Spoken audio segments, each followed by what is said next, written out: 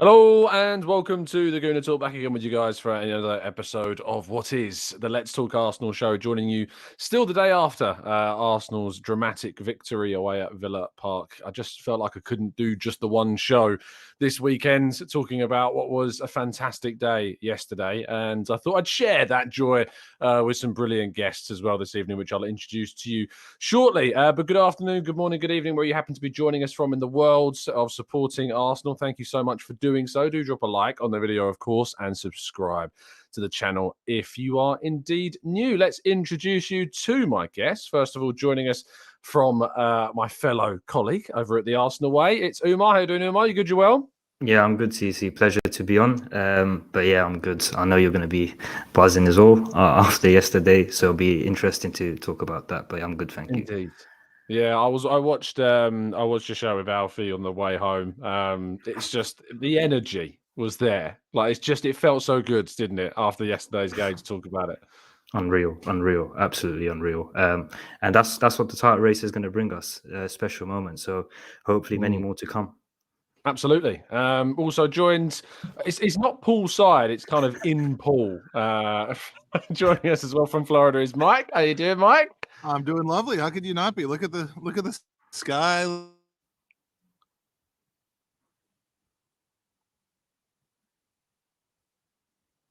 Is my internet gone?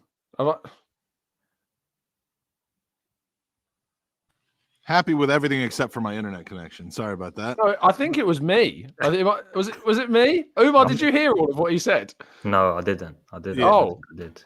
Okay. We were all waiting there like, what? And then Umar's got a thing where he sits so still. Yes. You just think he's also frozen. I'm like, have I lost Mike? No, it was just me. No, you're still here. Mike just lost it. You're back and fine though. You're fine now. It's a wonderful, wonderful weekend though, and what better way to cap it off than by talking to you, Tom? I appreciate that, mate. I appreciate that. Yeah, I mean, how else better to spend your Sunday? Well, I was going to say evening, but of course afternoon, wherever you happen to be. But yes, a brilliant background. Steph doesn't necessarily agree, but it's not about her right now. It's about you. Yeah, indeed. Always. And finally, making up our group of four this evening, it's Pablo. How you doing, Pablo? Yeah, not too bad, guys. Sorry to break up the bromance that was going on over there, but I thought I'd just jump in and say hi. Oh, we appreciate it. Pablo coming to us from the opposite of a pool, whatever. The darkest room on earth. He's in a loop. I mean, whatever the opposite of pool is where Pablo is right now. Just come and follow me. That's exactly where I am. He's dry, Mike. The driest place he could be in the world. You don't want to see how wrinkled Mike's bottom half is at this moment in time. He doesn't mean right now. He means the last time we hung out together.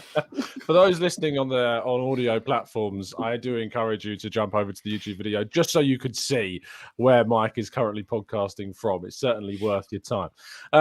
Anyway, I was trying to think of a cheeky pun, but all of them were way too rude for monetization to come up with, so I'm not going to be able to use any of them. Umar, yesterday's win against Aston Villa, of course, it didn't start off in the best of ways, but by the end of the game, no one really cared because the way in which we responded. Is it just about getting the win was the most important thing, though? It didn't matter beyond how we played, what happened, how it ended. It didn't matter if we won 1-0, 2-1, 3-0, 10-0, whatever. The kind of the feeling of getting that win back was just so important for us. 100%. The response was key, especially after Wednesday night. The mood was all doom and gloom, a lot of disappointment in the Arsenal fan base, at times a bit of overreaction, but these things can happen. So for Arsenal, it was just about responding. It was always going to be a tough test going away to Villa Park, 12:30 kickoff. 48 hours before we played against Manchester City. So it's the fact that you've lost, you're going to be tired, fatigued, lethargic. So for me, it didn't matter how we won, as long as we did win. But the way we won it, I think psychologically, the boost that it's going to give us for the forthcoming matches, Leicester City next Saturday, and then moving on to that double game week, we have Everton and Bournemouth at home. The boost it's going to give us is going to be massive, because now the fan base is pumped. Obviously, the fact that Manchester City dropped points was a bigger bonus. The fact that we're back on top, So much emotion after yesterday. But that's the thing. For me, as Arsenal fans, we have to enjoy the ride.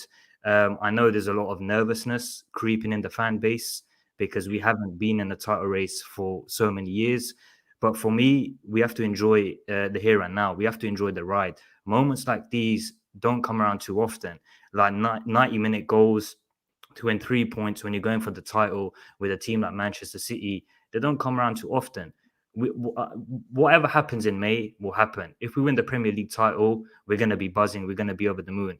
On the flip side, if we don't win it and Manchester City say win it, fair enough. They would have deserved to win the title. But we have to just enjoy these moments because we've beaten so many big teams at home this season. We've gone away to Tottenham, beaten Tottenham. That game against Villa yesterday was fantastic, breathtaking. So I know we want to win this Premier League title, but right now we have to just enjoy these moments, enjoy these matches because it's special. It's a special feeling. So after yesterday, yeah, I was buzzing. And to be fair, I'm probably going to be buzzing all week. But that's how it is as an Arsenal fan right now. Yeah, I think after the City game, it was a case of I couldn't wait for the next game just so I could kind of forget about City. And then you had the complete opposite in the sense of you want to get the next game as soon as possible because you want to continue that momentum. If anything, probably a week's rest is going to be more beneficial. If we played a game in midweek and Arteta was complaining about the schedule and things like that, and now we've got Europa League coming very soon as well. So I think the week's going to be beneficial for us, that's for sure. Pablo, give us your thoughts on yesterday's win, the manner of it, and the importance as well. Well, obviously, like you guys, after the City game, I was a little bit down. Kind of expected us to sort of not win against City. I know it sounds really silly, but I don't think that winning against City would kind of determine whether we're going to win the league or not. I know, like, hear me out on this one. But basically, I think what it is a little bit like when we watched the Amazon documentary. And you saw how Arteta prepared for the Liverpool game because it's an experience that he had where he really struggled out on the pitch. He kind of overhyped it and overdone everything. And I think leading up to the Manchester City game, you can see the two previous games before that, our players just wasn't connecting like we have done throughout the season. And I reckon the reason for that bit is that obviously he knows the importance of the City game and also being his old club, knowing Pep, he's probably too close to the case, if that makes sense. And I think he kind of got overhyped that game. So in my thought process, even leading up to the City game was don't worry about the City game, worry about the games around it. So had we worried about Everton and so on and Brentford, whatever it was, and had we won them games and still lost to City, you look at the league table now where we would have been. Yeah. So in a way, it was kind of like a blessing in disguise, getting the City game out of the way, getting that L, taking the L, obviously took the L from them, but then moving on. And the first 5 minutes of that Villa game, I was thinking, oh no, we're going to go back to basically last season when we practically had a Champions League place in our hands and we kind of threw it away. And that element of doubt sort of starts creeping in. But the way we reacted and the spirit of this team is something to be so proud of. I'm literally so proud of this team. Whether we win the league, don't win the league, whatever happens, I know the expectations change from the season. Let's just get into the Champions League. I now think is gone above that, over achieved what our targets was. So now it's like fighting for the title. We're in the title. Just losing your connection a bit there, Pablo. Irrelevant. It's going a bit like a Dalek. We heard most of what I'd say 99% of what you said we heard. You might want to reset the room. It's amazing that I get 4 guests on and we have 50% are having internet problems. Just the way things go. But maybe reset it and join us again, Pablo. While Pablo's sorting that out, I'll have a chat with my good pal Umar for a little bit, just us two. This is nice. I don't know if Mike's just dropped his laptop in the pool. It might genuinely, that's potentially what's happened. But we'll get both of them back shortly, I'm sure. Picking up on what Pablo said there, kind of about the idea of not winning the title has obviously become such a a fearful factor for us. Like, we never thought we'd be here. And yet, whenever we get into a position where we're like, the title might slip away, or a Man City side might be the team that beats us. After City, it went into meltdown. Yeah. And after we went 1-0 down, it went into meltdown. And at half time, when it was at 2-1, it was meltdown. What do you make of kind of the dynamic of the social side of what this title race is kind of doing to us as a fan base? Because it is having a strain on us, even more so maybe than the Champions League chaos of last season. It is. It's understandable. Don't get me wrong. Even for myself, I get stressed. I get frustrated. I get nervous when watching Arsenal these days. But I want this. I'd rather be in this position, if that makes sense. I don't want to be fighting for the Champions League year on year. I want to be competing for the biggest trophies that we're competing in, whether it's the Champions League, whether it's the Premier League. And with going for a Premier League title, I've said it before, it don't happen often. So we have to take this moment, we have to grasp it, but we have to enjoy it as well. And I think we are, to be fair. I know there's going to be nervousness creeping. I know there was a lot of hysteria on social media, especially when Aston Villa scored the second goal yesterday when Coutinho grabbed that goal. But we need to be, I think, calm, calculated. We need to believe in our team a bit more because, as Pablo said, this team, the amount of resilience that they show, the amount of character, personality, they honestly believe that they can win this Premier League title. I know some Arsenal fans may think that we may not win it. We may fall at the last hurdle. But honestly, I'm telling you right now, these players believe that they can win this Premier League title. There's going to be setbacks, which we saw against Brentford, which we saw against Manchester City. But the sign of champions is to respond, and to respond in a manner where come the end of the season, you think, yeah, they deserve to win the title. A lot of media hysteria, pundits, there's a lot of envy now, I think, with this Arsenal team. And I don't mind that. I embrace it because a few years ago, we used to get mocked. No one used to take us seriously. People were just laughing at us, similar to how people are doing with Chelsea right now. And I don't want to be in that position. I want to be hated. The best teams are hated. And now people realize this Arsenal team are a very, very good team because 100%, when Aston Villa was 2-2 or 2-1 yesterday, people were getting ready to throw the daggers at Arsenal. Arsenal bottled it. This team can't bounce back to Manchester City. Manchester City are going to easily win this Premier League title. But we showed character, resilience, personality, and we showed that we can win this Premier League title. So I embrace it. If people want to be haters, let them. I love it. I'm enjoying it every single moment. So like the Talk Sport and everyone, Gabby Agbonlahor saying Martinelli was being a bit cheeky with his goal celebration. The phrase of reaching for It's criticism. Well, I've never seen someone reach so much to try and find something to have a go at us for. And the fact is, they hate Mikel Arteta, and that I love that so much. And you know what I love the most? When Simon Hooper done this, and then Arteta's doing the same. I love the bloke. I love the bloke. It's unreal. It is unreal. But I'm loving the editing, by the way, that people are doing with it as well online. If you've not seen some of the videos people have put together, it's special. Yeah. But yeah, we want to be hated. If we're going to compete for the Premier League title, if we're going to win Premier League titles, we're going to be a team that's hated. So yeah, I embrace it. I love it, and long may it continue. Absolutely. Mike, you've rejoined us. I'm loving how aesthetically pleasing the unicorn behind you slowly moves past the camera. it comes up, it gives me a little kiss sometimes. The wind blows in multiple different ways. I'm still one of these days. It will have Bukayo Saka on it, and you guys will be like, "How did you pull that off?" But it will be impressive. Obviously, you didn't get to talk kind of too much about your thoughts and feelings after that game, but in essence, break it down for us. I mean, the one thing that you said at the beginning was, for this game, did it really need to be just a win of any kind, or did it need to be a specific kind of win?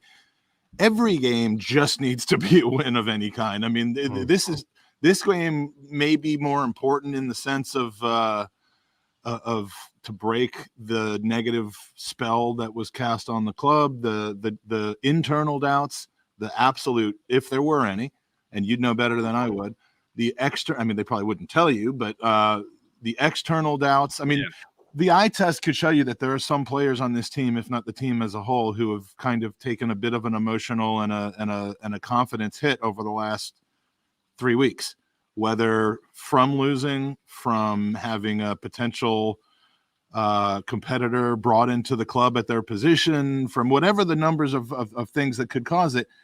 It hasn't just been a wobble of play. It's been a crisis of confidence, and you've seen it. And maybe crisis is too strong of a word now, because if yesterday's any sign, this team has a resilience that can absolutely overcome that, to break through that, to take bad results and come back and show some heart and some absolute spirit. So, I mean, I don't care if we had gone down 5-0 and came back and scored 6. I don't care if it was a boring 0-0 and then we got an own goal at the end, which kind of we did in a sense. But like, we needed a win, and the way we got that win and all the circumstances and the storylines, I mean, this club has got to be absolutely buzzing right now. And it's amazing how the fortunes and the emotions of a fan base and a club can just flip from one end to the other within a few days. Yeah, it did feel as though, the importance of that goal, not just for obviously with the points and what it meant for the table and stuff, but Pablo, it felt like every kind of feeling, every emotion of angst, of built up and pent up frustration and worry and concern and kind of we're going to blow it kind of feeling just evaporated so quickly. And it was just replaced immediately by this elative force of just happiness, of how we felt. I mean, as has been described, as many articles have talked about, the celebrations in the press box were mad. Like, it was impossible. It was, I can't speak on that, but what I can say is that I'm typically trying to be so restrained in because it's so because you are sitting amongst the home supporters in the away stadium, and there is an element of respect, I think, is the word to use, because you have to respect the fact that you're surrounded. If that was the other way around, it would be a problem. But in those moments, I think there's also an understanding that emotion just takes over. So tell me how you're feeling about kind of the emotion of it all and the importance of it as well. I swear this team ages me like 10 years plus, because honestly and truly, we go from City, where, like I said, I didn't kind of have my expectations for City, but it was still, I believe that in the City game, we actually played really well. Am I cutting out? Can you hear me all right? No, you're fine. I'm laughing at the chat box. Oh, yeah. All right. Yeah, I was going to say, I actually think we played really well. We played some nice football, and it was just individual errors that let us down. So it was kind of like a kick in between the legs on that game. And then, like I said earlier, I don't know if you guys heard me because the internet was breaking up, but the beginning of the Aston Villa game, it was kind of like, oh, here we go again, sort of type of thing. But watching this team fight, and considering this is where you have to give Arteta praise, and this is where I'm going to eat my humble pie, because someone like Jorginho coming in, and I think you guys remember on your podcast, and you joined me on a phone-in show, and yeah. I mean, I remember Mike's and his crew grilling me for it, but I'm happy to be wrong. I'm actually super happy to be wrong. Well, so far as it's shown. Yeah. But there's a little caveat there. Yeah, exactly. But like for now, the balance that we have between experience, when you've got, like, even though Jesus is not playing at the moment, from what the players say, there's a lot of background stuff that is still involved with. And you've got Shevchenko, you've got Xhaka, you've got Jorginho now, you've got like all these experienced players sort of looking after this brilliant bunch of young players coming through that seem to be fearless. I mean, like Saka, for example, he's fearless at the moment, yeah. And when he heads into a game, I think every game he walks into, he knows he's going to cause damage to the other team. It doesn't matter who the opponent is. And that mixture of experience and youth and hunger and everything that's been built is reflecting on our performances, and is also reflecting on our fans, because our fans, I don't remember us being, I've been going to the Emirates for years, and I don't remember us being so connected to the team like we are now. So it's a good time to be an Arsenal fan, to be honest with you. And I actually really, really, really, really think, I know it's going to sound crazy, but I really think we can do We can do it. Oh, Tom, wow. Tom, was it not you that Clip said that. on that call-in show after the transfer deadline that, essentially who would you rather have if in some crazy world Partey was not ready for the Manchester City game and couldn't play? Would you rather have plug I in wish I hadn't have said Jorginho? that.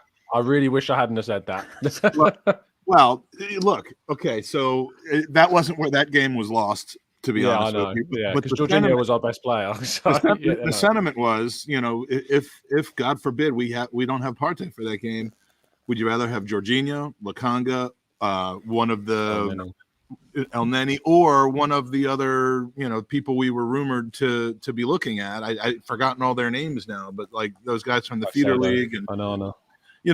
who would you rather have playing in that game? And the answer was Jorginho, and we saw why, because he can do a job. Over 38 games, he's not going to be your best player, but we're all seeing why Arteta wanted him now. And may Thomas Partey come back very soon and fit.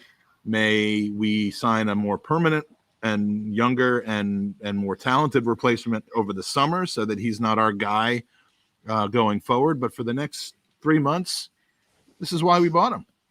And Mike, so can I just jump in there, Mike? And the thing is, Mike, that's where I was worried about Jorginho. It's almost because you expect Partey to get injured at some point.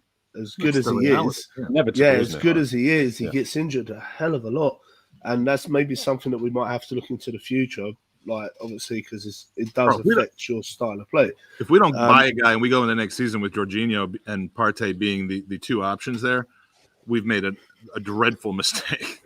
Well, and this is what my point was, is the fact that I know he's it sounds horrible saying there's a stopgap considering how well he's played in the past 2 games, but it's like, Partey's going to be injured, and you think to yourself, you need comfortable, you need to be comfortable in who you're going to replace him with.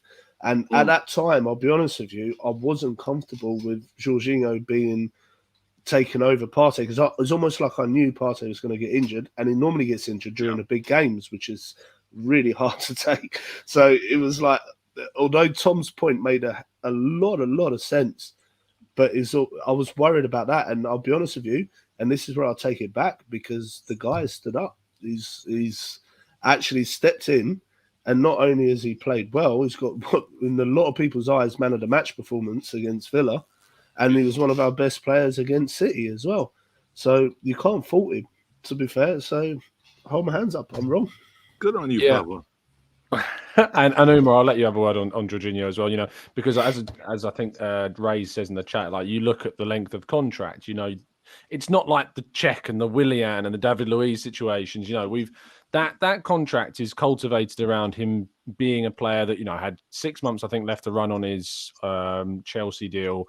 You've offered him a situation where he can get another season of football, potentially another with the option that's included if he does well enough. And, if he does do well enough, there's no reason why we shouldn't activate that clause. It's way too early to talk about that now, but it's smart business in a window where we really did push arguably above and beyond, in my view, the market value of Caicedo.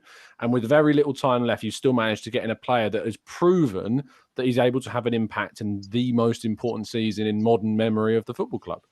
100%. There was a lot of overreaction, I think, when he signed. Jorginho does have limitations to his game. He's not the most mobile of midfielders. He does lack a lot of pace, but he has a lot of positives as well. He's someone who is progressive in terms of forward passing. You look at yesterday against his performance against Aston Villa, he was always thinking to pass the ball forward. There was so many opportunities where he played that ball. I think he played the pass to Ben White. Ben White had that cross when NK hit the bar. He played another reverse ball to Saka towards the end of the game. So he's a player which does have positives as well. But yeah, it's a stopgap signing. He brings experience. He seems like a well-likable figure amongst the dressing room. Good character. So for 12 million or however much it is, that goal, I know it's not his goal. It's an Emiliano Martinez goal. But if that goes, in May, if we win the Premier League title, and that's basically his biggest impact that he's made for Arsenal, we'll take it. It's worth £12 million. And there's a lot of talk saying Asian Jorginho, etc. It's too much. This guy, he's won the biggest of trophies, Champions Leagues, Europa League, Club World Cup. He's a player which brings so much experience, so much quality. And you always made a good point from ETC. Who would you rather want in big games if Partey's not there? Mohamed Oneni, Sambi Lokonga, or Jorginho? And Jorginho every single day of the week. And I think he's shown it. He showed against Manchester City, and he proved it against Aston Villa yesterday. So, yeah, hopefully he can continue. But, yeah, he's doing well. And he's a Brazilian-born player. I know he's Italian, but he's Brazilian-born. He speaks the language, and we have an entire side of Brazilian-speaking players, and that it's not going to take him time to bed in, and good for that, because he wasn't given time to bed in. When did he move to Italy? Do we know? Age of 15. He moved. 15. So yeah. I would obviously be fluent. We're all on Wikipedia right now. I am, yeah. I was like, just checking. I've been spreadsheeting the whole Chelsea finances situation for weeks now, getting ready to do another show, and I could not for the life of me figure out who this player George Luis Freo Fio was. I finally looked it up. I'm like, oh shit, we just signed him. Yeah, Jorge Luis Frello Filio is his name. Surprised there's not a Gabriel in there somewhere. That's the reason why we bought him. But yeah, but he just kept it quiet while he was at Chelsea. Yeah, and look, there is an element of smugness. I'm not going to lie; it'd be impossible for me to not have an element of smugness after, But it more comes from just the smugness. More comes from not being necessarily right. Because I want to clip that. It would be impossible for me not to have a level of smugness and just take it out of context. It's just in my nature. I can't help it. Being right is great. Being wrong is also great when it benefits the club, and that has happened plenty as well. So I'm very appreciative of that. But it's more so because the January market and Edu got pelters and has been getting pelters. This last week, Edu out was trending after Man City. It was trending after Brentford. The guy that, has helped Mikel Arteta to build a team that has gone above and beyond expectations last season, has gone well above and beyond expectations for this season, has then gone into January, spent over 50 million quid on 3 players in a market where you never look to really try and get really top quality business done. And you trust me, you can spend a lot more than 50 million in January, and it doesn't necessarily mean it's going to work out. Just look at our West London fellas down there. You can spend upwards of 200 million in a window. And I guarantee you, if it was the other way around and we'd bought the players that Chelsea have bought in, no one would be saying Edu out. They'd be saying, well done, Edu. You brought in Mudryk, you brought in Enzo Fernandez, you brought in Joao Felix. But look at what's happened. And look what's happening there. It's about getting the right players in. It's not about how much you spend, or the name is not that fanciful. It's about getting the right players at the right time. And it's taken a bit of time to learn that, because at the start of Edu's tenure, there were questions. But there's one thing that you need more than anything in any individual at an executive or managerial level. And it's what we're doing a bit of this season, which is holding your hands up, saying when you got something wrong and learning from it. Because if you're stubborn and you're stuck in your ways. But that's not ambitious enough, though. I mean, he might be brilliant and making all the right decisions, but God damn it, he's not ambitious. If he was, they would have spent 300 million on people who suck, like Chelsea. For the record, I don't think Joao Felix sucks. I think he looks pretty good, but he hasn't been able to do anything. Yeah, but they also won't have him beyond May. So true. Yeah, he's already cost himself 3. Yeah, but have you seen our Ukraine friend? Apparently, broke a record today. Was it today? Was it the Chelsea played? Oh, yesterday. Sorry. Yeah. Mudryk, yeah. What did he do? What's he done now? Oh, it was giving a ball away. It was a record amount of time he gave the ball away for a substitute. Like in the Premier League or something like that. The thing is, look, funny how I say that with tongue in cheek. Results in poor play. I mean, it's weird. I say it with tongue in cheek, but at the end of the day, I do feel as though if we'd have signed Mudryk or if we'd have signed Enzo Fernandez, they would have just been better coached. They would have been doing better at Arsenal. I think that's probably fair to point out. I don't want to point that out because it's funnier to point it out this way, but I just think it's so callous, it's so fickle to just we see a couple of drop results, and all of a sudden, Edu is the villain. The worst thing that could have happened to us. But actually, no. When you take a step back for a second, you give it time, you let it marinate for a bit, and then Jorginho gets his chance, comes in, plays like he does. Trossard's got the same amount of goals as Ralph Felix has since he's come in. Yes, we couldn't get the win in really annoying circumstances against Brentford, as we all know too well. But having that competition was key. Having that versatility up top is key. Let's talk about the game a bit more, because there was, Umar, some things that I wasn't, and this is where I kind of rely on. That's why I like getting other people on the show to talk about this, because sometimes it tells me if I am being a bit over the top. But one of the criticisms I have is still that Arteta's subs still bother me. For 3 league games in a row, we've made the exact same changes in the context of what they are, which is the left wing for the left wing, the right back for the right back, and Vieira for Xhaka. That's happened in all 3 games, and this time it's worked. Against Brentford, it nearly worked, obviously, because we should have won that game anyway, and Trossard was the one who came off the bench and scored. But as we've discussed on the Arsenal way, I just feel like I want more from the subs. I don't want like for likes. I want things that are going to be more proactive in changing the system, in changing the structure, in changing the personnel. Am I being overly critical of the situation? Not really, because I agree. I'd like a bit or something which is a bit different, something which makes the opposing manager think. And I think the next games that we have, I want to see rotation during the start of games, because Leicester City is going to be a tough game next weekend. But then we've got back-to-back home games against Everton and who's the next game? Bournemouth. And they're going to be reserved. They're going to be looking for a point. Not going to come and be attacking at the Emirates. So we need to break them down. And it's going to be a low block system that both teams probably will have. So what I like in terms of Fabio Vieira, he's an output machine. Like assists, goals. When he comes on, you can tell he can make a difference. I know it's his first season and he struggled in terms of adaptation, the culture. I think next season we'll see the best of Fabio Vieira, if I'm honest. I think Granit Xhaka struggled in recent games. He seems like he's a bit tired, fatigued. So maybe not against Leicester. I'd make the change because I think it depends on Thomas Partey's fitness. I think if Thomas Partey's fit, I'd probably think about bringing Vieira in for Granit Xhaka. If he's not fit, I wouldn't do that. But I think the next home games, we have Everton and Bournemouth. For me, Fabio Vieira, give him a shot in that left centre mid position, because he's an output machine. He reminds me of a Bruno Fernandes, a Bernardo Silva, someone. You saw that Martin Odegaard chance yesterday when Nketiah pressed from the front. I think if that falls to Fabio Vieira, it's a goal, if I'm honest. I think he's just got that clinical streak, ruthless streak in him.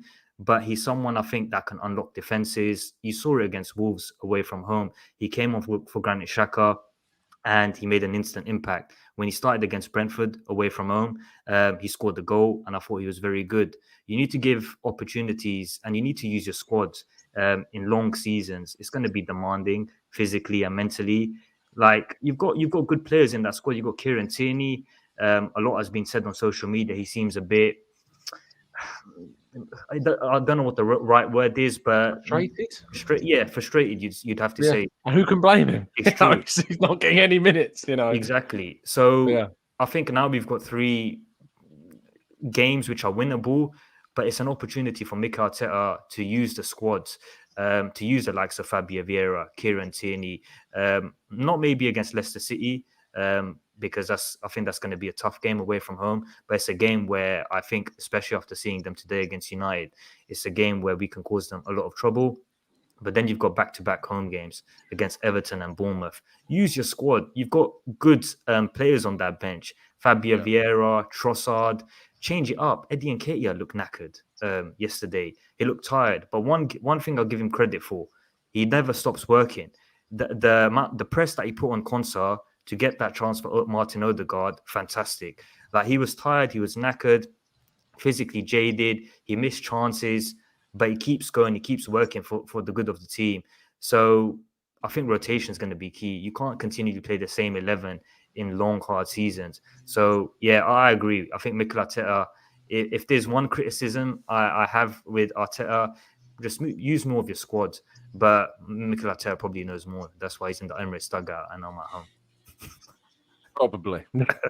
You speak for us all. Just before I let Mike come in quickly, just picking up on your point about the games, we have a period coming up when we play Leicester of 7 games in 23 days. That's our schedule. You've got on the 19th, on the 25th of February, we play Leicester away. On the Wednesday, we play Everton. Then on the following Saturday, again, that's another Saturday chaos. We've got, which is mad when you think about the fact we got Europa League the week after. It made no sense to put that Bournemouth game on the Saturday. You could move that to the Sunday if you were going to put Everton there. But yeah, so you got Wednesday, the first, we've got Everton at home. March 4th, the Saturday, we've got Bournemouth at home. Following Thursday, we've got Europa League, whoever we get drawn against. We've then got the away trip to Fulham, which, by the way, if you ever get to go to, please take the boat trip. It's brilliant. Do it. That's certainly worth it. And then we've got the home Europa League fixture. It says home and away. It's interesting. They've already established that's the way around. But then it'll be the home Europa League second leg, unless I'm making it up. That's what it says on the website. No, and I think that's automatic because we're the group winner. So that makes sense. So there's an advantage, I guess, for us in that sense as well. And then we got on the last one is the 19th, Crystal Palace at home. Now, look, they're all what we would describe as, touch wood, winnable games. I think even whoever we get in the Europa League draw, you would probably still describe as a winnable game as well. So it's very smug and presumptuous of me. But I think you put Arsenal down as probably the favourites right now to win that competition, even over whoever progresses between Man United and Barcelona. I'd put Arsenal down as the favourites based upon their form and who they are in the context of this season. We may rotate heavily, which might significantly lower our chances, but on paper, I'd say Arsenal are the favourites of that competition. But it's just, I agree with you, Mar. I think that using the squad smartly is going to come into things really in a really important way in these coming weeks. Right, Mike, go on. Well, the part that I'm confused about a little bit and think might be harsh, if I'm understanding it correctly, is your seeming desire to want him to kind of make formation changes, which are sometimes called for, but the like for like issue, where you're replacing Trossard and Martinelli, they're pretty much one starting, the other's coming in, and you have the same thing with, in a number of different positions, Ben White and Tomiyasu, for example. Why is that necessarily a bad thing? I think we're potentially starting to see Martinelli get some of his confidence back by not having the pressure of starting, and when that happens, he'll get the starting job back. To me, it just seems like that's an odd thing to criticize him for, because we are building a squad now where we can make like for like substitutions and have quality coming in, rather than 2 or 3 years ago where you'd be replacing an in-form Aubameyang with, Nketiah or something like that of 2 or 3 years ago or worse. So to me, I just, that seems a bit harsh. And you asked if you were being a bit harsh on that, in making the substitutions. You're talking about bringing in Tierney for Zinchenko, moving Zinchenko to midfield. Yeah. The time to do that is probably the Europa League games, as my good friend Aditya in the chat pointed out. From the start of games, that's not what I'm saying. I'm saying it like at points in the game, like when we went 2-1 down and we were in the second half, like I wouldn't have minded at half time, because Xhaka I thought was pretty terrible in the first half in particular, like moving Zinni into midfield, putting How Tierney dare you insult my boy. I'm so sorry. But no, I think Xhaka's been brilliant. But there are games where everyone has a drop off. And I just think that you can be a bit proactive. I think Arteta sometimes maybe leaves subs a bit too late. And even the like for like changes can be a bit too late. And I'd like to see a bit of injection of energy sooner. I don't think there's anything wild about suggesting that we could be a bit more proactive with it. It wasn't wild. I just don't know that we need to start reinventing the wheels with moving people around from different positions when it seems to be working fairly well, bar for two losses. Two losses. I'm considering Everton and Man City losses. Brentford wasn't a brilliant performance by any means, but had we won that game, no one would be complaining too much about his substitution strategy. So I think it's a bit premature to to say that his substitutions are wrong. I mean, they didn't work out very well against Manchester City. His adjustments were poor. It was a poorly coached second half against the master. But I'd say we did pretty darn well in the second half of this game, and our substitutions were perfect. The last two substitutions, or two of the substitutions we made, teamed up to score a nice empty netter for those of you who love the NHL and see those on a regular basis. So you have to start supporting your manager, Tom. Yeah, I know. I'm just such a hater. Pablo, This agenda of yours is getting old. It's the only way I get views. I'm sorry. Yeah, I can't help it. Go on, Pablo. If you're there, you may have gone into Dalek mode, I think, at the worst possible time. How dare you? Look, you can say he's about to just slam me with a point. Pablo, we might have lost you, mate. I think we're going to have to come back to you once it sorted itself out. His missus came into the room and turned off his internet. Oh, is he back? Have we got Can you guys hear me now? Yeah, can you guys hear me now? Yeah, you're just like, your voice and your movements are two different things, but we can hear you. We can indeed hear you. Talk to us. Okay, well, so basically, I'm going to actually agree with you, Tom, on this one, because I find his substitutions really frustrating. I'm sorry, Mike's in his unicorn, but right, see, honestly and truly, I'm the dumb yank on the pod about obviously. No, do you know what? I kind of get like it. So far, it hasn't really sort of. We've had the odd games where, obviously, we've dropped points. We haven't dropped many points this season, hence why we are top at the moment. Yeah, but there has been so many occasions where we're literally sitting there going, "Make a substitution," like earlier. Yeah, you can see the game needs something new, something changed. Not necessarily changing formation or something like that, but just add a little bit of. I think he dwells too much, and that could be possibly for where he's such a perfectionist. Yeah, he relies on his starting 11 to produce the exact passing style, formation, movement, everything that he wants. Yeah, and then his second load of players just haven't got that. They might be good and excellent players, but they just haven't got that exact movement that he wants, where, like I say, where he is such a perfectionist. And I think that makes him hesitate on substitution sometimes. So I would personally prefer him to sometimes, especially in games where we're falling behind or the game's going against us, is like make that change a little bit sooner. And like you guys mentioned as well about Xhaka, basically, the last couple of games he hasn't been that great. He's kind of had a little bit of a dip of form. I think that's because Partey's not there, because Partey is his legs as such. Xhaka's known for not having the movement. He's a brilliant player. I love him at the club, like in the team and stuff. But I think he's missing Partey more than anybody else. And him and Jorginho are two not very mobile midfielders, and that probably is starting to show his weakness again.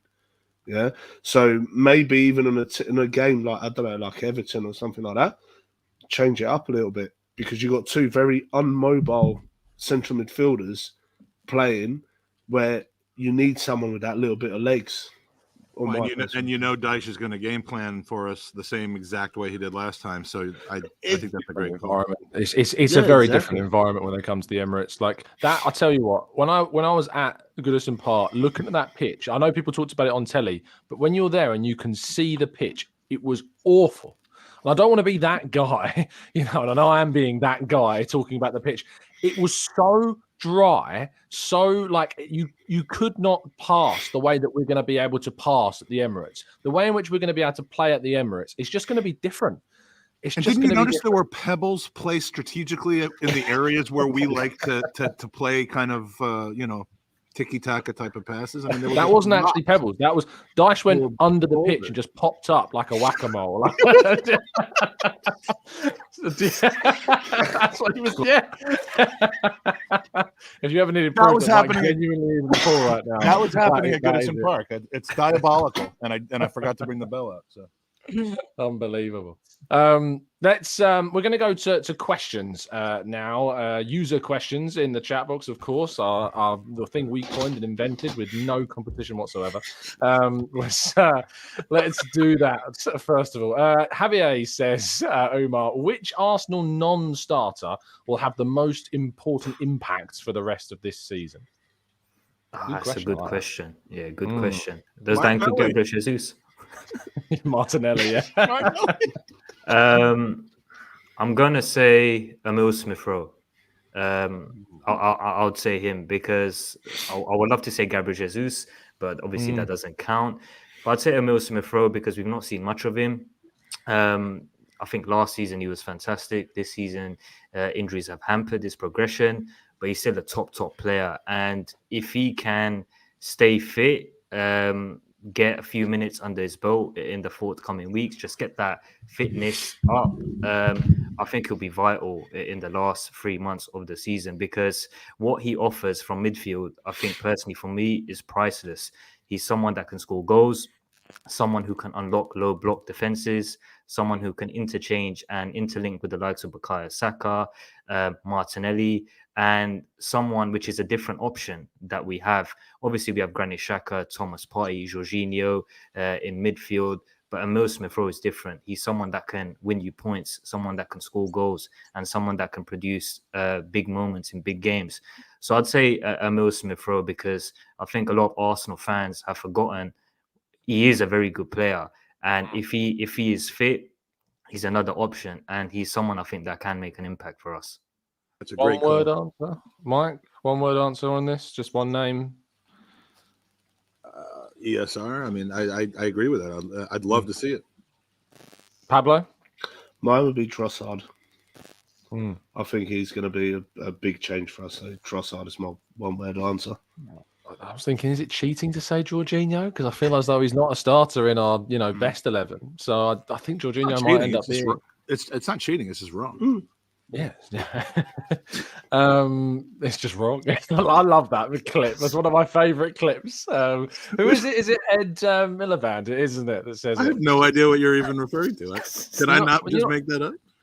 No, it's not. When you say it's just wrong. Like, have you not seen the video? Umar, you know what I'm talking about, right? I don't, to be fair. I don't think. Clearly, you not seen the video of like Ed Miliband where he's like, it's just wrong. I don't know who Ed Miliband is. I'm a dumb. He used to be like the leader of the Labour Party like years ago. Okay. So it's just one of those. I think he's. I only know Neil Kinnock, Neil Warnock. All the Neils. They're the only ones I know. Before we go to Mike with the next question, we'll do another one-word answer. How many points for the next 5 games? Those next 5 games are Leicester away, Everton at home, Bournemouth at home, Fulham away, and Palace at home. How many points, Umar, out of 15? 15 out of 15. Love that. Mike? 12. Pablo? 15. Whoa, I'm going 13 out of 15. Negative I am. We might draw one there. What'd you say? Look how negative I've become. Oh, okay. Yeah, you are being so negative. Let's go to Mike for this one. How come no one is talking about playing Partey or Jorginho together? So the potential for when Partey comes back, could he fulfill what Xhaka's currently doing? You know better than to ask me these tactical ass questions. How come no? I mean, he's already wrong because we're now talking about it. Not really the answer he wanted. I mean, I have no. I honestly don't know that much about how Jorginho plays because all I know is his stupid little hop, skip, and a jump when he kicks penalties, which he won't have a chance to do here. So the irony is Temmie's outed himself because actually I got asked this question in the morning show for today. So Temmie's not watching anything we did before 12 I mean, PM. look. If let me give you my stock answer here, which is that at this point, if Mikel Arteta thinks that is a good idea, then I'd be all for it. If he doesn't, and it doesn't necessarily appear that he does, unless once, I mean, although they haven't both been fit at the same time, really, then I won't be okay with it. So, that's I'm trusting him in Arteta's formations at this point. Check Perks says, Pablo, are you boys scared like me of United getting bought out by petrol money since FFP is a clown show? You muted. Do you know what? I started off so well as well. You were so confident with that answer. I was so confident in my reply there, but no, it was So to be honest with you, you'd be a fool not to be scared of it, because Man United. See, the thing is, it's like you've got Newcastle that are building up to be this like big money club and stuff like that. United are practically there already. They've always spent big money. They've got some very good players in their squad. The club has just been run poorly. Yeah, they've always spent the money and they've had the players. They just haven't run the club properly. And I think if you get somebody with a hell of a lot of money that's going to invest in the infrastructure of the club, they could be potentially going back to being the Man United that people my age remember. Yeah, the ones that were a threat to the Premier League. So yeah, I mean it is worrying. But then you got Chelsea, you got Newcastle, you got City, you got everyone. It's like the Premier League is the best in the world for a reason, and this is it. Is because it doesn't matter who you play, you're gonna get a game. Look at City drawing with like Nottingham Forest. Yeah, you tally up the money that City have got on their squad to the Forest team, but yet you're going to lose points. So the Premier League's just so unpredictable, but adding these big spending clubs sort of coming in is, there's just more competition. I asked you that question, Pablo, because I know you have the most financial expertise of the panel today. Mike, do you want to add something?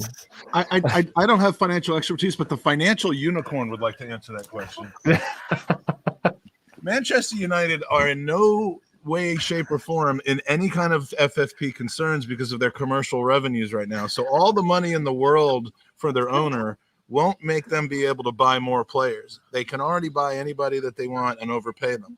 However, what people ask me why I question when I get Mike on. What Pablo did mention, hey guys, it was actually me answering that question. What Pablo did mention is they don't buy a team that might cost £4 or £5 billion without making better decisions than the current board and the current ownership would, without taking more interest in it. And what concerns me more than anything else is them clearing out the boardroom, replacing it with smart football people, and making better financial decisions on the players that they buy. I mean, they'd be better off spending less money and having a kind of a rebuilding process and getting rid of all their deadwood, which they already pretty much did by just getting rid of Ronaldo. And so, yeah, I don't love the idea of them getting bought out, but I wouldn't necessarily say it's because FFP is a clown show. FFP isn't a clown show other than, UEFA letting off Man City. Well, they didn't even let off Man City. The CIS did.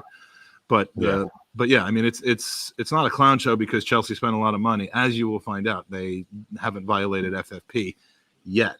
So as long as Manchester United makes better decisions, doesn't spend 3 years outside of Europe, FFP is irrelevant to them. Fair enough. We were asked about the points earlier, and a fair few people left their predictions. Marcus says 18 from 15, which I love. That's ultimate optimism. Maybe the league will just give us the 3 points they owed us from the whole Brentford thing. That would be a bonus. 15. Peter says 13. It says 15. Rand says 30. I love the optimism. I guarantee you, if we'd have drawn that game against Villa, you would have been seeing 7s, 8s. It would have been mad how different the prediction, the feel around the club is, what one goal can do to change the whole situation.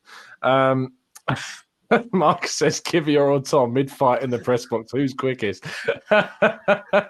Kivior's going to be way quicker than me. My acceleration to get in a scrap, I'll tell you, it's up there. Rancid says, Umar, if Man United gets all money, is there any point to Manchester team having is there any point having to have, I think 2 as in the number 2 Manchester teams in the league? They would be basically the same thing. Obviously, I've not really let you have a point on this, so go for gold, mate. Yeah, it's going to be interesting. I think, as Pablo said, I think there'll be a threat. But what Mike said as well, I think they spend a lot of money anyways. £100 million on Anthony. They bought Casemiro for big money, but sometimes they don't spend the money for the right players.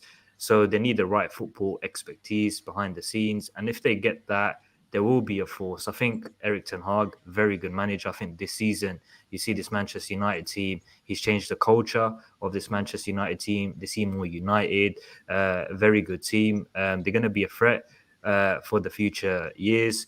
I'd say they're in a tighter race right now because you have to put them there. When you look at the Premier League table, I don't think they'll win it. I think in a few months, I think they'll fall off because they're not competing with one team. They're trying to overtake two. And I think for me, both Manchester City and Arsenal will need to fall off hard for Manchester United to overtake both of them. But Manchester United got a congested fixture list as well. They got Liverpool in the next Premier League game away from home. Liverpool seem to have bounced back.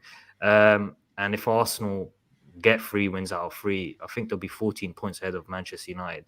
And for me, I'd rather have the points on board rather than games in hand, if I'm honest. So, yeah, there'll be a threat, but I think for me, they just need the right people behind the scenes. And if they do that, there will be a threat because Manchester United is Manchester United. I hate them.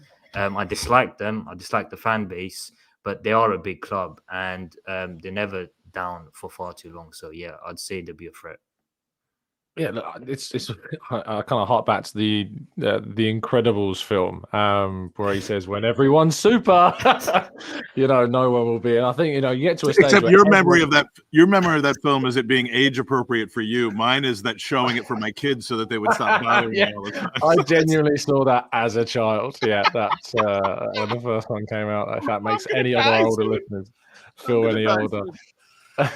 But no, it's true. I think it's the point where it's not going to be necessarily about the money. It's going to be about the decision making behind how it's spent. And at the moment, Arsenal have got to be up there with one of the smartest decision makers in the league, if not the smartest. I mean, other than you, people will point to teams like Brighton, for instance. But for me, and this is where, I really disagreed with a lot of what Andy Naylor from The Athletic was talking about with kind of like, talking about the success of and the irony of why don't Arsenal just buy Brighton's recruitment team, when in reality, you're looking at a situation where you go, well, if you actually look at the number of players Brighton have bought, the success rate of the players they've bought is in the 30s to 40% range.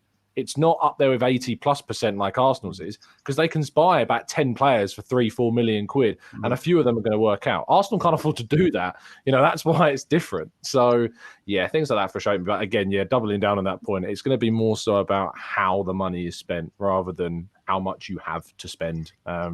But yeah, the fees are going to start becoming even more. I say becoming; they already are ridiculous, but they're going to get even more ridiculous as we continue to go through these things. A couple more questions before we round off.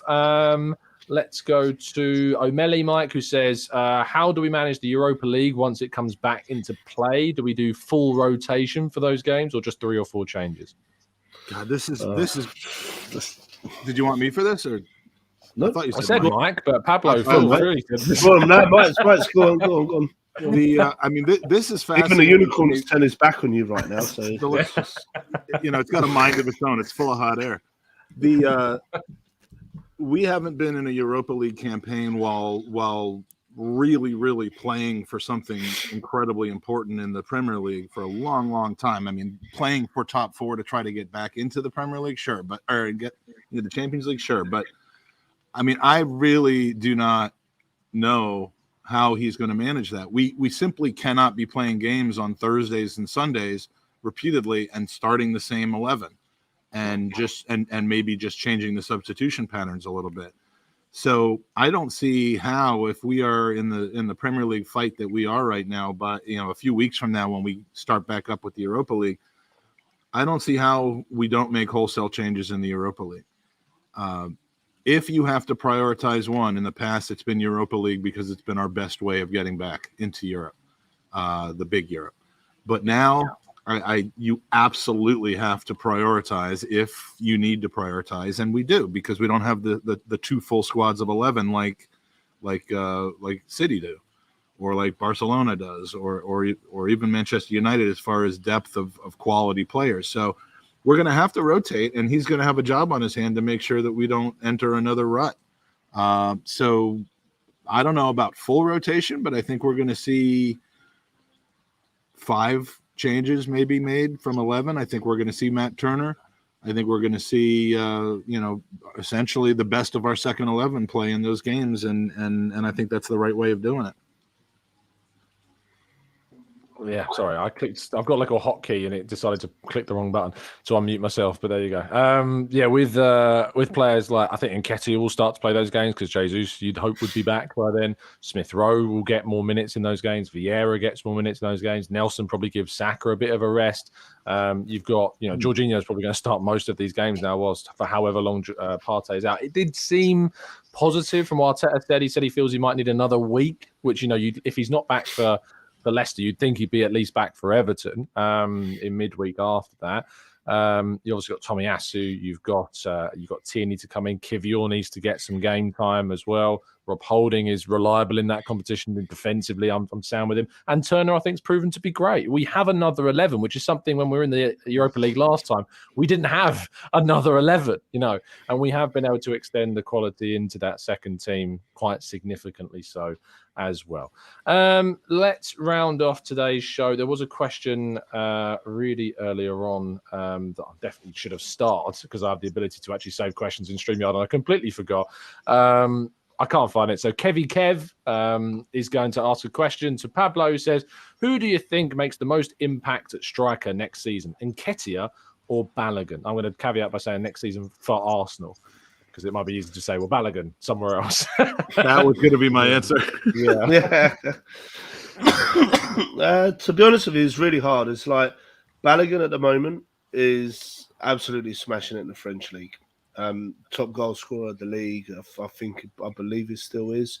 Even when he was at Arsenal, sort of like coming through the ranks, everyone had this massive expectation of him. Nketiah is actually doing extremely well. Let's not forget that since the World Cup, Nketiah has been our striker, and we're still top of the league. Yeah. Yes, he's like, I'll be honest with you, some of the chances that he missed at Villa and at City was quite questionable, but players go through that stages, and he's young as well. Yeah. There's no saying that if Balogun was there doing in exactly the same position, he would have made something out of it. So it's really difficult because them two are kind of like unknown sort of. It's hard to compare the two because they're quite different style of players, but it kind of would depend, I suppose, on what Arteta wants for the future. Yeah, whether you want a Balogun style of player, whether you want Eddie Nketiah style of player. Style of play? No, sorry. What's that? Barca style of. It's when you said Balogun player. I was like, yeah. Reminds me of Andy Tate. Remember that guy? Andy Tate? No, but it's really hard to see because obviously Nketiah's had a Premier League experience, and let's be honest, he's not let us down. I personally think he's been, for a young lad coming in as a second choice striker with the pressure that he's had on him, because he's not come in as like, oh, wow, this is a new young lad. Let's see what he does. He's almost been like, he's not Jesus. Yeah. From the minute he steps on the pitch, he's not Jesus. So the pressure is already on him. So the fact that he has to handle that on every single game that he goes into and actually perform, I think he deserves a lot more credit than it's worth. Put Eddie, this is a question for you. Put Eddie in the French league, and how many goals will he get? Well, it's interesting you say that because Dan just put in the chat, if Nketiah was in the French league, I bet he wouldn't have scored 10 goals. I disagree with that. I disagree with that massively. No, he would not have scored 10 goals. He would have scored like 25 goals. Yeah, I agree. Like, you look at the finishes. Obviously, the French league just isn't. It's just. I mean, I played in the French league for 4 years. That's how not hard it is. I mean, and I did the Joey Barton in my interviews. It's a decent league, to be fair. I did the Joey Barton in my interviews. I spoke with a French accent. That was one of the worst. I was going to say one of the worst French accents I've ever heard, but one of the worst press conferences I've ever enjoyed watching back. It's the best. I watch it twice a week on YouTube. It's fantastic. Someone else did that as well. Someone else put on a French accent. I think they were British. Or was it David Moyes putting on a Spanish twang when he was at Real Sociedad? I feel like I remember that being a thing. Yeah. Or maybe he tried. No, didn't he like intersperse a bit of Spanish into an English sentence?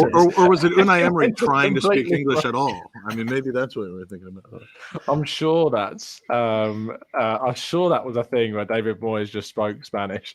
I know you're ending the podcast, but we have to talk about Emmy Martinez and how beautiful and wonderful that outcome was. I mean, he literally a what was that show with the Benny Hill moment for him? Just to full circle. I almost feel like I don't need to even mention his name ever again. And trust me, I mention his name a lot because now the saga is over and he lost. I can't repeat what the Arsenal fans were chanting at him, but it was amazing. Like amazing. And these were just the ones in the press box. It's just along the lines of you're a crap Aaron Ramsdale, you know. And I mean, genuinely, like 3,000 Arsenal fans at the same end that he is standing at. God. Just doing that was unbelievably funny. And then Emery basically threw him under the bus after the game as well. I mean, it's just glorious. I think Emery will sell him. You know that in the summer. I can't see him staying. I wouldn't blame him. Like, I know he's a decent keeper, but he can be such a liability at times, and his personality is just horrid. He's gotten a little too big for his britches. I mean, maybe if the game was just a penalty shootout, then he'd be valuable. But, you can see a decent sized European club coming in for him, I think. Like if Newcastle want to go and for him or something like that. I know they only just signed Nick Pope, but still, like they might want to move on. I would love Newcastle. If he was our keeper with that arrogance, would you not like that? I said this on the morning show. I said if he was doing this for us, I'd probably love it. Just the housery, like heading the ball into his own net. Not that. But like saving a penalty from Aubameyang right back to him. I mean, like all the. I mean, I don't know. But I mean, like from us, we love Ramsdale because he's like there with the away fans and he's egging them on and he's like getting them going and stuff like that. And we love that. I would love the attitude. I would love Emmy's attitude. I would love Emmy's attitude if he played for us. In the world, I love shithousery when it's for us. I don't when it's against us. I mean, that's what I'm saying. So if he was still with us, we'd probably appreciate his. It's the hypocrisy, isn't it, of a football fan? You hate it when it's against you, you love it when it's for you. It's just the way it is. I found this, like David Moyes said. He said, says the Scot had been describing how he was keeping an eye on his new club's reserve players when he said, "I've seen the B team train uno, dos, tres, cuatro times." I mean, that's just gold. That's just pure gold. That's probably the best way to it. That was when he was David Moyes. David Moyes. David Moyes. Absolutely. Thank you, everybody, for listening. Really hope you've enjoyed this evening's kind of chilled, laid-back, casual look back at the game yesterday. Do drop a like on the video, subscribe if you're new. And thank my fantastic panel of guests. Umar, brilliant debut on TGT, mate. Thank you for coming on. Much appreciated. Tell people where they can find you. Pleasure, TC. And you can find me on the Arsenal way. But thanks for Pablo and Mike. Been a good show. Absolutely. You can also find, and I'll tell you what, it took me a while to find him on Twitter because he decided to put an underscore at the start of his Twitter account. But it's @_UmarC10 is where you can find Umar on Twitter. I was like, at Umar, and I was getting like a million Umars come up, and I was like, I don't follow any of these guys. Like, it's not coming up because you put a stupid underscore at the start of your Twitter handle. Yeah, unbelievable. Magic, thank you so much, as always, for I said that you must have been wrinkled at the start of the show. We've got to the end. I dread to think. I don't want to know. But thank you for coming on, mate. Why do you keep asking me? No, thanks for having us. You can find me in the pool in Florida. You can find me at the Gooners pod. We'll be doing a pod probably 10 o'clock tomorrow night. And yeah, I mean, always happy to be on with you. Come to Chicago in April, and you will get to see some master podcasters and me on stage. Yes. Gooner Palooza. More details about that we'll hopefully have soon, because we've got a meeting about it this evening to kind of get some Hope I didn't spoil anything. I hope you weren't like saving a big reveal or anything. No, I've already told people I'm going to Chicago. It's just we haven't told who else is going to Chicago yet. So I don't know if they've announced that yet, and I don't want to steal their thunder. It's their thing. Yeah. So Richard Keys. Yeah. Gary Neville. I'll resume my press box duties. I gotta Gary Neville to go there. I think I'm probably gonna have to bring the Junicorn with me. Yeah, absolutely. Pablo, always a pleasure. I hope you feel better soon. I know you've been struggling through the last hour and a bit. I feel so bad. I'm sorry, all the panel and everything, because I'm Tell people they can struggling find to you, mate. talk, and like I have to keep muting myself when I cough. But no, it's been absolutely amazing. Like being on here with you guys, Umar, Mike, and Unicorn has been like literally just so amazing. You can catch Pablo on his channel, the Gooner Cough TV. He's muted himself, to be fair. We didn't hear any of it. You could just see him struggling. I'm literally dying here, people, and you're laughing at me. This show is horrendous. You can find Pablo on Twitter as well, at Pablo Mira 11. That's not Pablo Marie, it's Pablo Mira 11. It's just the other way around of the vowels in his surname. As I said, you can find Mike on Twitter as well, at the Gooners Pods, of which they'll be doing plenty of shows across the week. One tomorrow at 10 o'clock, and you can find Umar on Twitter at stupid_Umar C10. Thank you so much for. It just bugs. I genuinely hate the fact there's an. I don't blame you. I don't blame you. STU. It's just who does that? I mean, it's bad enough that Bailey puts one at the end of his handle. You've done the extra level and gone even worse and put it at the start. Unreal. Thank you, everybody, for listening. Really appreciate tuning in. You'll be able to tune in, of course, tomorrow morning at Uno Dos Tres. Cuatro Cinco Seis. What 8 in Spanish? I don't even know. Ocho. Was it Ocho a.m.? It's definitely not that. That's not how you say 8 a.m., is it? Pablo, I know it's more Portuguese, but what is it? What would 8 o'clock be? Do we know what that is in Spanish? Yeah, ocho de mañana. A la ocho. There you go. I'll have to learn that. I was watching a little short of Mr. Beast talking about how all of his YouTube channels are also done in Spanish and French and Portuguese. I was thinking, I wonder if we can get a voice actor to do TGT in Spanish and just do a separate channel. I'll do it. I'll do the Jewish one for you. Thank you so much, guys, for listening. Appreciate it. Do drop a like on the video. Subscribe to the channel if you're new. I'll be there tomorrow morning at 8 a.m., as David Moyes would say. See you very soon. And as always, up the Arsenal.